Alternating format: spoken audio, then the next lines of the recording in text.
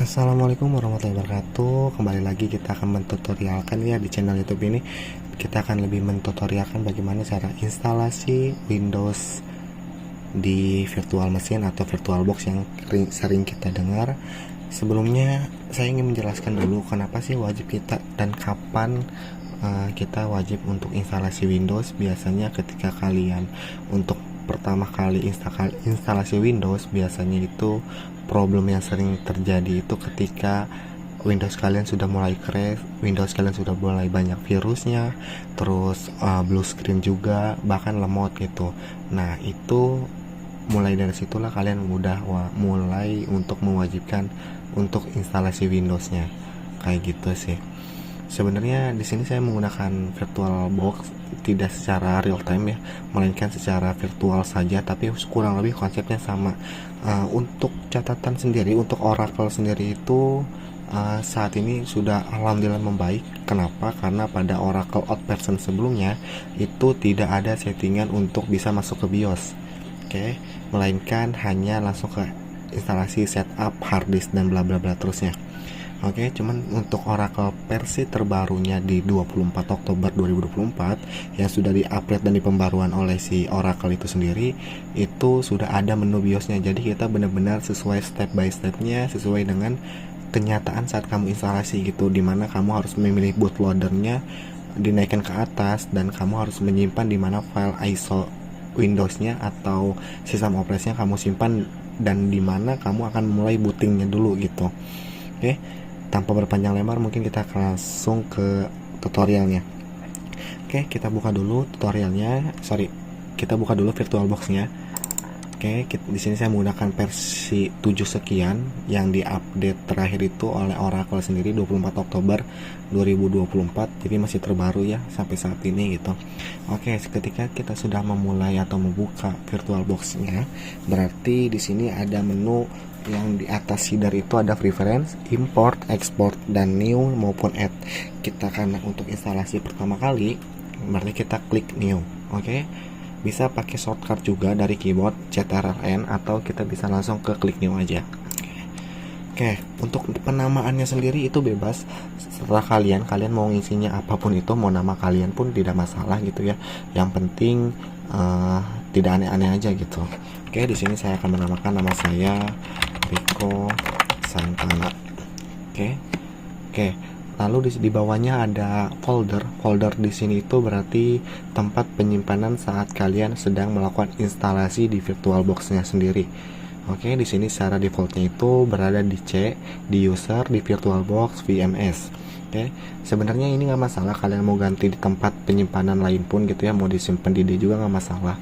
Karena saya ingin emang cuma satu partisi harddisk yang ada di komputer saya, berarti saya cuma menyimpannya ya di C aja gitu. Oke, ini opsional sebenarnya, kalau kalian mau ganti juga nggak masalah gitu. Itu untuk folder ya. Oke, untuk ISO image sendiri berarti itu merupakan file ISO atau file sistem operasi yang kalian nanti akan digunakan kayak gitu ya. Bentuk formatnya itu ISO. Oke, kita cari. Karena di sini saya pernah install ya, berarti tinggal cari aja filenya. Kalau misalkan kalian ada di dokumen, di download maupun di mana tempat ISO atau file sistem operasi kalian disimpan, berarti kamu atau kalian harus wajib cari di situ. Oke, di sini saya menggunakan Windows 10 Pro Build, oke, dengan kode serinya 1836 sekian.ISO. Oke, lanjut masuk ke tipenya. Di sini itu ada, karena sebenarnya berhubungan kita menggunakan Windows, berarti sistem operasinya itu Microsoft Windows gitu kan tipenya. Di sini juga kalau misalkan emang kalian untuk menginstal berbagai sistem operasi lainnya bisa kok gitu, dari mulai macOS, BSD, IBM, iOS/2 maupun Solaris maupun Linux gitu. Tinggal menyesuaikan ISO atau sistem operasinya aja gitu. Untuk Windows yang saya punya ini, Windows 10 ini itu ukurannya kurang lebih 1,1 sampai 1,2 GB kayak gitu. Kita pilih tipenya itu Microsoft Windows. Oke, untuk versionnya ini salah ya, bukan Windows 11 tapi melainkan Windows 10. Berarti kita cari Windows 10. Kita pakai yang 64 bit karena kita udah mulai di atas 2 core, berarti udah mumpuni lah untuk menggunakan 64 bit ya, kayak gitu. Oke, untuk tahap pertama kita sudah beres ya, cuman nama, folder, ISO, tipe dan passionnya aja. Oke, setelah itu kita next. Jika sudah next, maka kita akan masuk ke hardware. Oke, nah berarti kan kita sudah nih. Next step kedua itu berarti kita tentang hardware ya. Berarti hardware di sini itu sendiri berarti ketika kalian sudah nanti ketika menggunakan Windows-nya di sistem operasi di dalam virtual machine atau virtual box, nah berapa dari mulai memori atau RAM yang kalian ingin gunakan gitu.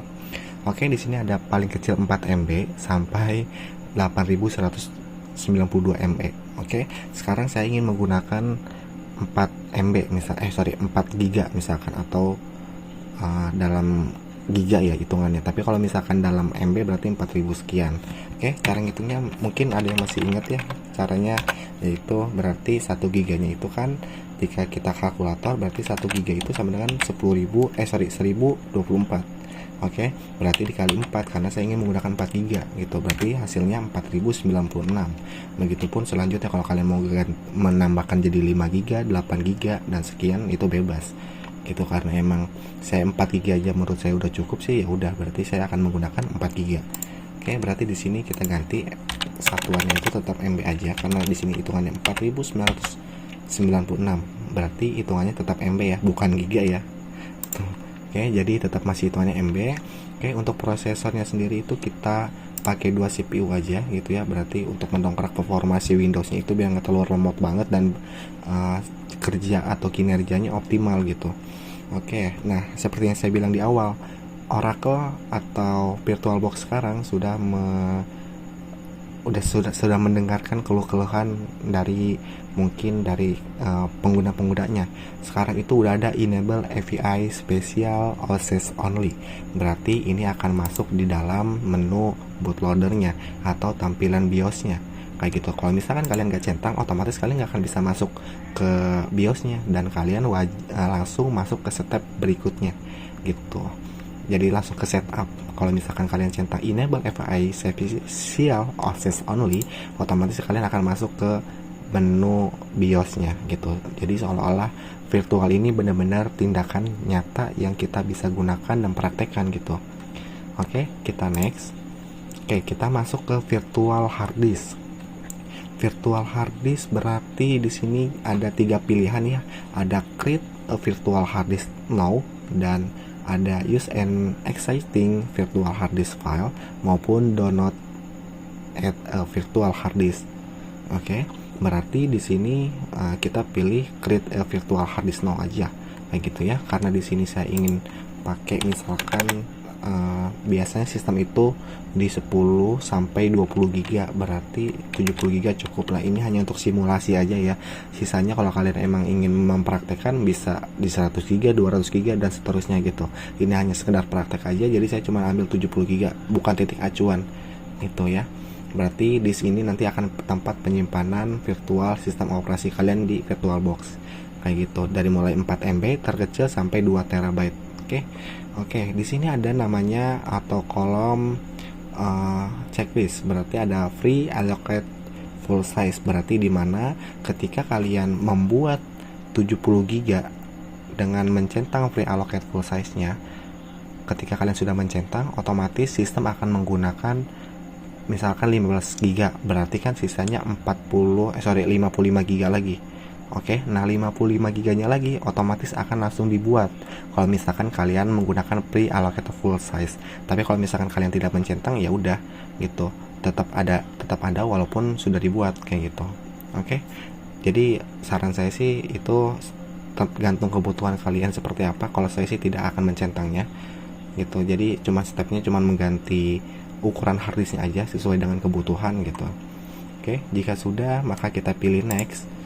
Oke, untuk tahap terakhir di sini dipastikan kembali ya nama mesinnya itu ya Rico Santana, mesin foldernya di user, di C user VirtualBox / Rico Santana, otomatis nanti akan membuat folder Rico Santana di sini.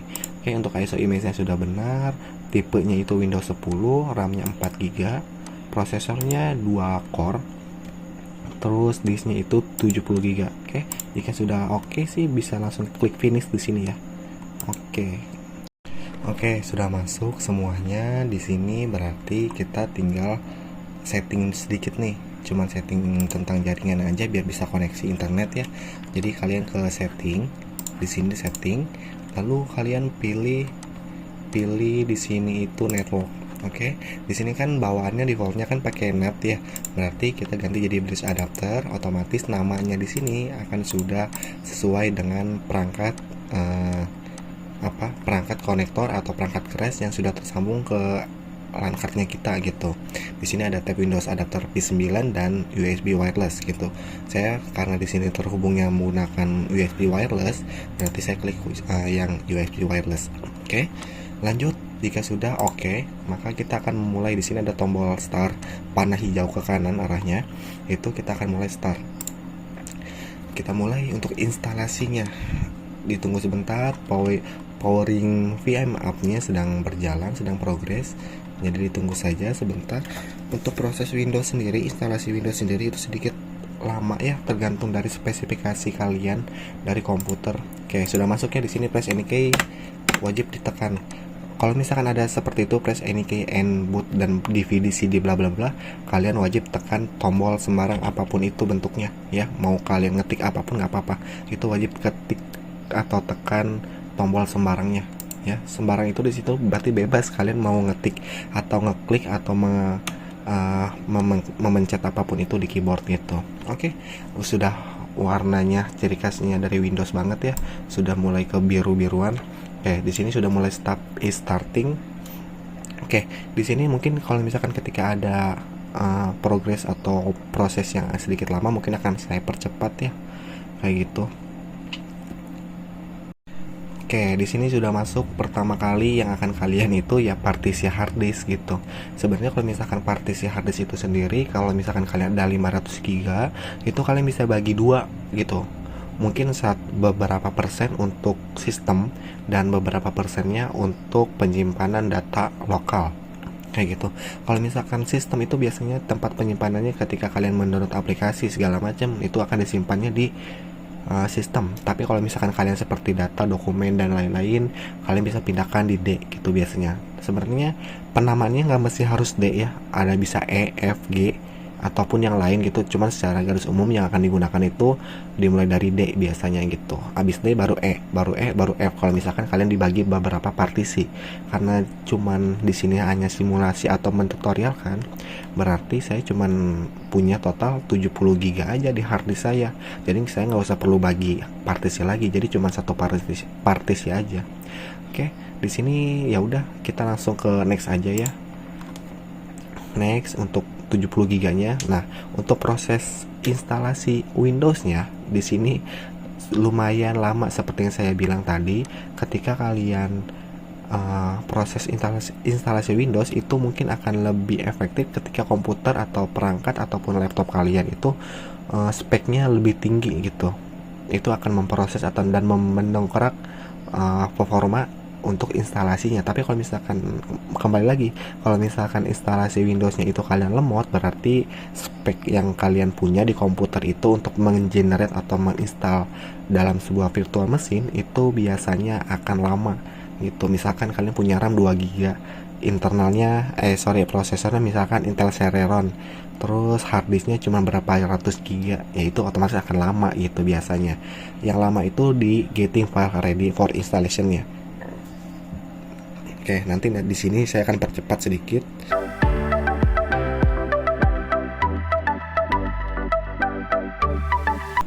Oke, tadi beberapa ada yang keskip ya gitu ya, karena filenya beberapa TK-nya ada yang hilang. Jadi itu kurang lebih seperti itu tadi konfirmasinya. Jadi setelah instalasi step by stepnya sudah beres sampai ke 5 step, otomatis dia akan masuk ke seperti ini gitu. Tampilannya dia akan seperti ini nanti ya gitu. Jadi ditunggu aja beberapa saat. Biasakan sambil instalasi Windows itu emang temennya ini sih, mungkin sambil makan Indomie, sambil nyantai juga. Jadi menurut saya sih untuk instalasi Windows wajib bisa sih kalian gitu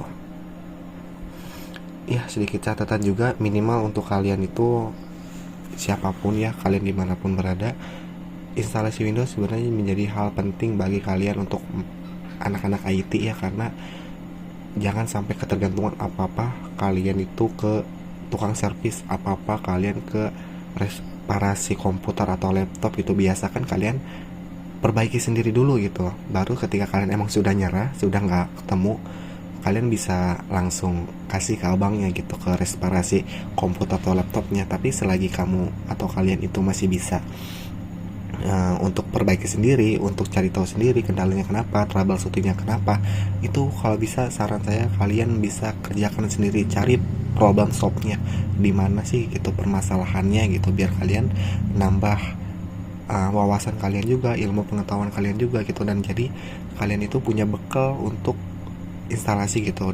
Di sini di daerah saya sendiri untuk instalasi Windows itu di laptop itu sekitar 150 sampai 200 ribu, untuk komputer kurang lebih di 125 ribu deh. Terakhir saya sempat nanya-nanya juga di beberapa reparasi komputer kayak gitu. Oke, sudah masuk ya di sini ya, menu terakhir, menu yang dimana step ini kita akan tinggal memasukkan nama PC kita gitu ya. Di sini step yang kalian bisa lihat di video ini, di monitor ini, itu berarti menandakan kita tinggal tinggal memasukkan nama untuk akun, atau bukan akun, sorry, untuk nama komputer atau Windows kita gitu. Misalkan di sini saya akan kasih nama saya aja, Riko Santono. Oke, jika sudah kita klik next, maka dia akan memproses lagi. Kalau misalkan nanti ketika kalian mencoba untuk menambahkan password, silakan. Tapi jika emang kalian tidak menggunakan password ya langsung next aja gitu, nggak masalah. Oke, di sini sedang ada just a moment, berarti sedang menyiapkan momen untuk untuk bisa kalian menggunakan UI-nya, user interface-nya dari Windows itu secara lebih baik gitu. Oke, di sini ada get help from your digital assistant, berarti kalian di sini pilih accept ya. Gitu, biar nanti ketika ada beberapa peringatan atau asisten kayak fitur-fitur asisten dari Windows sendiri, kalian mempermudah itu gitu. Kita next. Oke, sudah masuk welcome, berarti tinggal preparing Windows, berarti sedang berbenah, tinggal finishing aja. Biasanya jika sudah ketemu preparing Windows atau sudah berbenah Windowsnya, berarti step untuk instalasinya sudah berhasil gitu. Kita tunggu sebentar. Oke, sudah masuk ya di sini ya. Nah, berarti kan sudah terhubung ke internet. Nah, karena saya di sini di rumah saya itu menggunakan internet RTRWNet, berarti otomatis langsung connect ke internetnya ya, kita harus masukkan voucher gitu. Oke, ini kita nggak perlu ini, kita pilih use recommended security compatible. Oke, kita silang aja, kita close alt tab. Nah, di sini sudah tersambung internet kah? Coba kita cek apakah sudah tersambung dengan internetnya. Kita masukkan dulu. Oke, kita login dulu boleh. Untuk memastikan internetnya lancar atau tidak, kita pilih Microsoft Edge. Ini kita hapus aja ya, nggak penting filenya. Kita hapus saja, kita pilih Microsoft Edge. Karena bawaan Windows itu tidak ada Google Chrome, berarti kita minimal download itu. Kalau misalnya kalian emang nggak punya mentahannya, kita pilih Internet Explorer. Oke, sebagai pengganti di awal setting Windows gitu. Jadi kalau kalian mau ngunduh apa-apa di sini awalnya gitu. Misalkan kalian mau ngunduh, ya udah ini dulu, misalkan Google dulu, ya udah gitu. Di sini saya akan login dulu untuk ininya, kode wifi-nya. Sebentar, di sini nggak bisa tab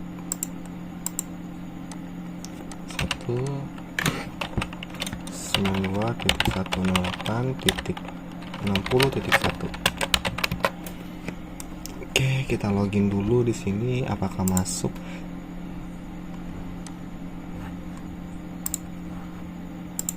Kayaknya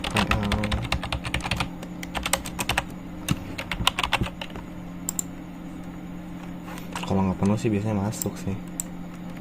Kalau penuh ya berarti nggak masuk. Ya, oke, nggak masuk ya. Oke, kurang lebih seperti itu sih teman-teman ya. Ini tinggal connect ke internet aja ya, karena emang di sini voucher sayanya sudah habis ya, jadi saya harus beli lagi gitu. Jadi lebih baik kayak gitu aja kurang lebih konsepnya. Oke, kita terakhir cek untuk penyimpanannya berapa untuk sistem C nya atau instalasi Windows-nya. Oke, tadi kita buat di 70 ya. Berarti ini sisanya yang kepake itu berarti 56. Berarti sisanya 56 nih yang bebas nih, yang kosong. Yang kosong 56 berarti berapa tuh? 56 berarti ke 70 berarti 14 GB kurang lebih untuk penyimpanan instalasi Windows-nya gitu, untuk sistem 14 GB untuk Windows 10 yang saya gunakan ya. Kayak gitu, berarti ada sisa space 56 GB untuk tempat penyimpanan datanya yang lain. Gitu aja. Oke, mungkin gitu aja yang bisa saya sampaikan dan presentasikan. Mungkin kalau misalkan tutorialnya kecepatan atau ada yang kurang jelas, bisa kalian komen di bawah aja gitu ya. Selebihnya saya mohon maaf apabila ada ucapan atau kekurangan juga dalam segi penyampaiannya. Terima kasih. Wassalamualaikum warahmatullahi wabarakatuh. Kita shutdown. Oke, see you next time.